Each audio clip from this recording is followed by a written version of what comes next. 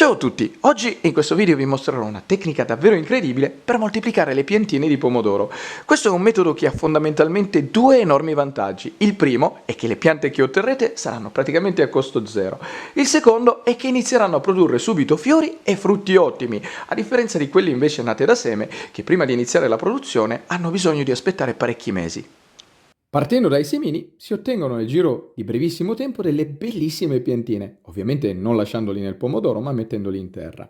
E questi sono i risultati che si potrebbero ottenere. Però c'è un modo molto più semplice e veloce per ottenere delle piantine che inizieranno a creare sin da subito dei fiori e dei pomodori assolutamente ottimi, ovvero quelli di utilizzare dei pezzettini di rametto, esattamente come questo, o addirittura una semplice e singola foglia. E col passare del tempo le piantine cresceranno e inizieranno a produrre fiori e frutti davvero ottimi, esattamente come quelli che state guardando. Questi sono i risultati alla fine del video. Io vi consiglio di guardarlo, ma soprattutto rifare ciò che vi mostrerò, perché vi assicuro che quando otterrete questi risultati sarete davvero contenti di averlo fatto. Questa è una pianta di pomodoro che ha ormai 2 mesi e mezzo, è alta circa 40 cm e si sta sviluppando in una maniera assolutamente perfetta.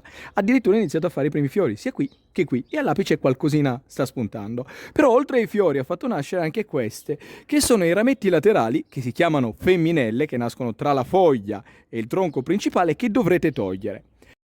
Eccoli qua, ve li mostro meglio. Saranno proprio questi i rametti che noi andremo ad utilizzare per l'esperimento. E basterà prendere una forbicina, mi raccomando sterilizzatela prima di utilizzarla, andare alla base dove nascono questi rametti e tra la foglia e il rametto tirare via in questa maniera, così. E ripetere la stessa operazione per tutti i rametti che avete a disposizione, che comunque dovreste togliere e dal quale otterrete delle piantine. Quindi andare alla base, taglio netto, tagliare ed ottenere i rametti.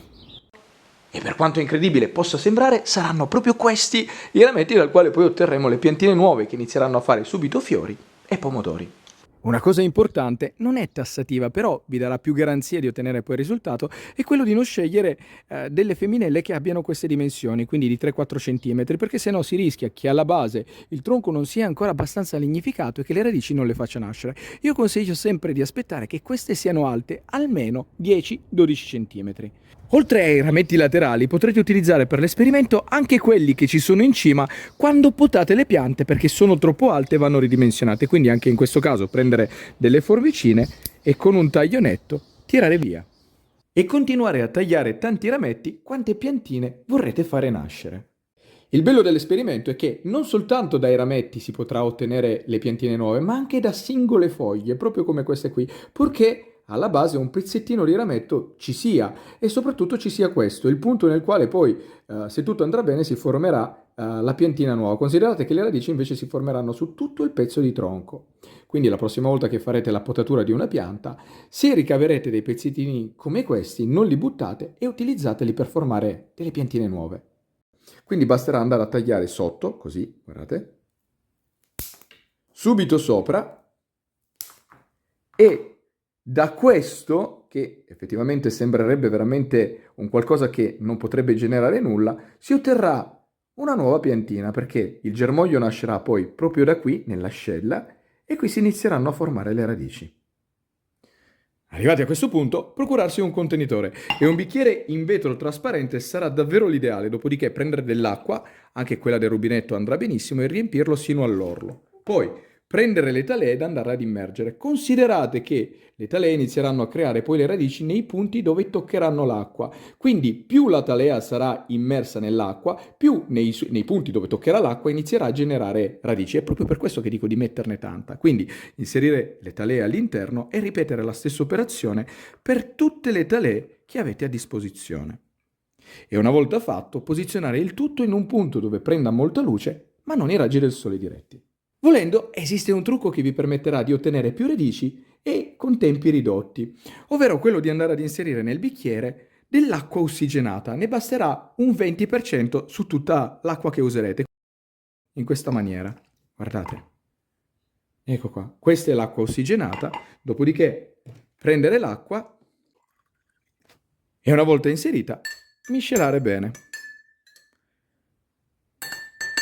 Dopodiché si potranno inserire le talee. Primi risultati dell'esperimento. Trascorsi soltanto 10 giorni, riprendendo il bicchiere, questi sono i primi risultati che abbiamo ottenuto.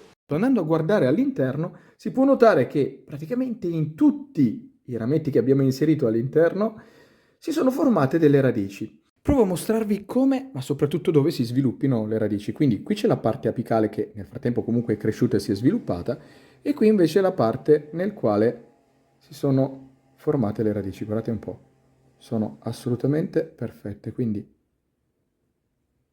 guardate. E lasciando il tutto in acqua per altri 10 giorni, le radici che erano già nate sono cresciute e ne sono nate tantissime altre. Sono davvero tantissime e sono lunghe, però io vi consiglio, quando l'apparato radicale si è già formato, di spostare loro all'interno di un vasetto con del terreno. Se le lascerete in acqua, sì, loro cresceranno, però non cresceranno nel migliore dei modi. Guardate, qui le foglioline si stanno già ingiallendo. Provo a mostrarvi meglio come, ma soprattutto dove, si sviluppino le radici. Eccole qua. Praticamente ovunque il rametto sia stato a contatto con l'acqua, ha iniziato a fare generare radici nuove. È incredibile. Quindi, arrivati a questo punto, si potrà spostare tranquillamente la talea all'interno di un vasetto con del terreno, perché sicuramente questa riuscirà a crescere di vita propria. E proprio quando sarà così, allora lo si potrà spostare senza problemi in un vasetto con del terreno. In questo caso io me ne sono procurato uno con un diametro di circa 30 cm e riempito con della torba di buona qualità. Se ce la fate, casomai, addizionatela a un po' di humus o a dello stallatico. Quindi prendere semplicemente la piantina ed andare ad interrare in modo che tutte le radici vengano coperte. Fare un foro di circa 5 cm ed andare ad inserirla all'interno, così.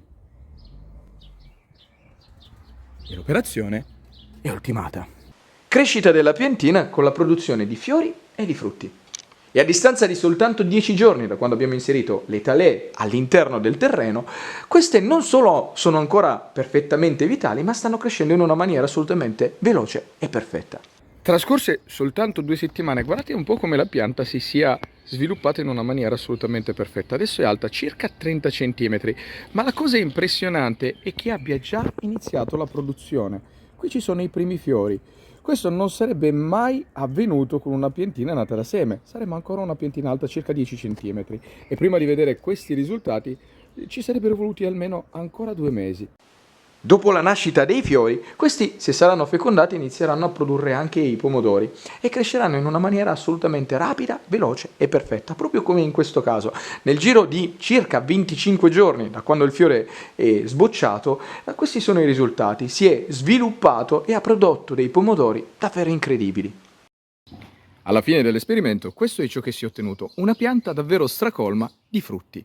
E andando a guardare i grappoli si può notare che, man mano che quelli nati per primi tendono a diventare rossi, ne nascono degli altri, quindi ci sarà sempre un riciclo e voi raccoglierete sempre pomodori freschi.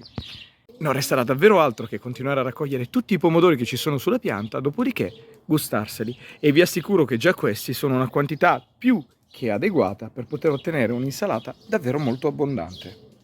E con questo il video si conclude, spero che vi sia servito per imparare qualcosa di nuovo, di utile e di divertente. Se vi è piaciuto, mi raccomando, lasciate un commento, mettete un mi piace, ma soprattutto iscrivetevi al canale, e già che ci siete dategliela un'occhiata, perché sono quasi sicuro che adesso con i video che ho caricato, casomai qualcosa di carino all'interno del canale riuscirete a trovarlo. Detto questo, vi saluto e vi aspetto al prossimo video.